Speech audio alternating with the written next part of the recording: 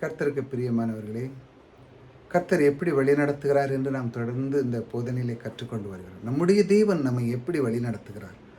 நம்மை எந்த அளவுக்கு நேசிக்கிறார்? நம் கூட எந்த அளவுக்கு இடைப்பட்டு கொண்டு இருக்கிறார்? இது ரொம்ப முக்கியங்க. நம் இப்போ நீங்கள் குடும்பத்தில் இருக்கீங்க, உங்களோடு நம்முடைய குழந்தைகளோ, மனைவிகளோ எல்லாம் எதிர்ப்பாங்க. என் தகப்பன் என்னோட எப்படி பழகுறாங்க? எப்படி பேசுகிறாங்க? எப்படி நான் என்னுடைய தேவைகளை சந்திக்கிறாங்க? இதெல்லாம் தெரியுது. அப்படி தானே ஒரு மனைவிக்கு தெரியுது, பிள்ளைகளுக்கு தெரியுது. நம்ம தகப்பன் கேட்கும் பொழுது எப்படி தராங்க. தேவனும் நம்முடைய அன்பு தகப்பன். அவரோடு நாம் இணைப்படும் பொழுது அவர் அவருடைய வழிநடத்தலை காண்கிறார். நீங்கள் எந்த விதத்தில் அவரோடு நீங்கள் நெருங்கி பழகிறீர்களோ அந்த மாதிரி அவருடைய விருப்பமும் சித்தமும் தெரியும். அதனால் உங்களுக்கு குறைவில்லாத ஒரு வாழ்க்கை கொடுப்பார். அது எப்படி அந்த குறைவில்லாத வாழ்க்கை பெற நீங்கள் யோசிக்கலாம். என்னுடைய வாழ்க்கையில் எவ்வளோ ஏகப்பட்ட குறை இருக்குது. நான் கடன் கொடுக்க வேண்டியிருக்கு, அவனுக்கு கொடுக்க வேண்டியது, இவனுக்கு கொடுக்க, ஸ்கூல் ஃபீஸு கட்ட வேண்டியிருக்கு, வீடு வாடகை கட்ட வேண்டியிருக்கு, அப்படி இப்படி ஏகப்பட்ட லிஸ்ட்டு நீங்கள் போடலாம் இல்லையா? ஆனாலும் இதிலிருந்து இந்த பொருளாதாரத்தை சிக்கலிருந்து தேவன் விடுபடுவதற்கு ஒரு சில பிரமாணங்களை இந்த பூமியில் வைத்திருக்கிறார். இதன் அடிப்படையில் நீங்கள் செஞ்சுன்னு வச்சாங்களா, உங்களுடைய வாழ்க்கையில் ஒரு குறையாது. நீங்கள் எல்லா நாளும் மாதம் 30 நாளும் உங்களை வீட்டில் செல்வங்கள் களஞ்சங்கள் நிறைந்து ஓடும். அது உங்களுக்கு அப்படி திராட்சரசம் புரண்டோடும் களஞ்சங்கள் எல்லாம் நிறையும் சொன்னது போல் அது நிச்சயமாக நடக்கும். அதுக்கு தான் தேவன் ஒரு பிரமாணத்தை வைத்துக்க. அது என்ன? விதைப்பு அறுப்புங்கிற பிரமாணம். விதைப்புனா என்ன, அறுப்புனா என்ன? நிறைய என்னங்க விதைப்பு அறுப்பு விவசாயிகள்கிட்ட சொல்கிறீங்க அப்படின்னு சொல்லுங்க. விதைங்கிறது தேவன் சில பிரமாணங்களை இந்த பூமியின் அடிப்படையில் வைத்திருக்கிறார். அதாவது அவர் விதையை கொண்டு அது கொடுக்கும் பொழுது எவன் ஒருவன் கையில் வச்சுட்டு இருக்கானோ, அலமாரியில் எங்கேயாவது கையில் செல்ஃபில் வச்சுட்டு இருந்தாலும் நடக்காது. எப்போ அவன் கையிலேருந்து ரிலீஸ் பண்ணுறானோ அப்போவுமே அந்த நொடி பொழுதே அது வேலை செய்ய ஆரம்பிச்சிருது. அவனுக்காக வேலை செய்யுது. அதே போல தான் பணத்தையும் தேவன் நீ கொடுக்கும் பொழுது உனக்கு அது திரும்ப வரதுக்கான வேலை செய்ய ஆரம்பிக்கும். நீங்கள் உங்களுக்கு பணத்தை திரும்ப வரணும்னா நீங்கள் கொடுத்தா தான் அது வரும். அது எப்படி கொடுக்கணும்னு தேவன் கற்றுக் கொடுக்குறார் பாருங்கள்.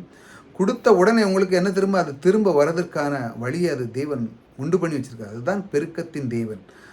தேவன் சொல்லுகிறார், இஸ்ரேல் மக்களுக்கு ஆசீர்வாதத்தை எப்படி கொடுக்குறாரு? நீங்கள் இன்று இருந்தது போல் 1000 மடங்கு நீங்கள் பெருக வேண்டும் என்று தேவன் அந்தளவுக்கு ஆசீர்வதிக்கிறாருங்க.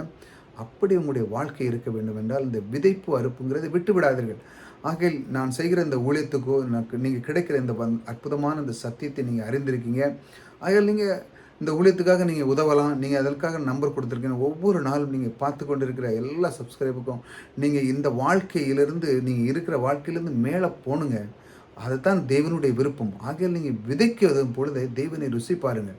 அது விதைக்கிறது தேவன் எப்படி கற்றுக் கொடுக்குறாரு பாருங்கள். நீ விதை, அது எப்படி பணத்தை விதையாக விதை, அது ஒரு நோக்கம். அதாவது நான் இன்றைக்கி விதைச்சிருக்கிறேன், என் தேவன் எனக்கு தரப்போகிறார்.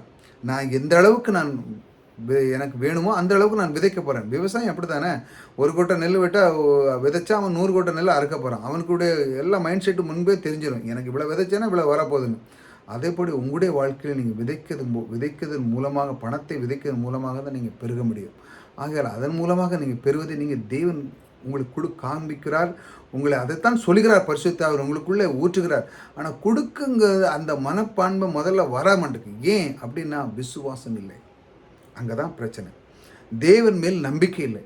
ஆமாம், என்ன சொல்கிறாரு, பெருக்குங்காரு அப்படிங்காரு, எப்படி வரும்?